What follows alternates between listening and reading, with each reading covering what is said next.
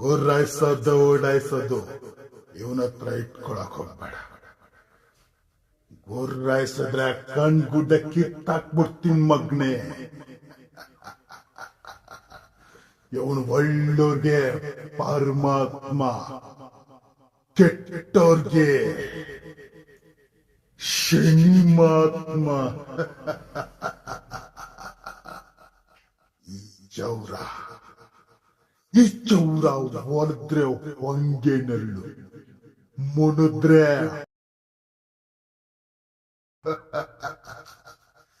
ಈ ಚೌರ ಕೆಣಕ್ಬೇಕಂದ್ರೆ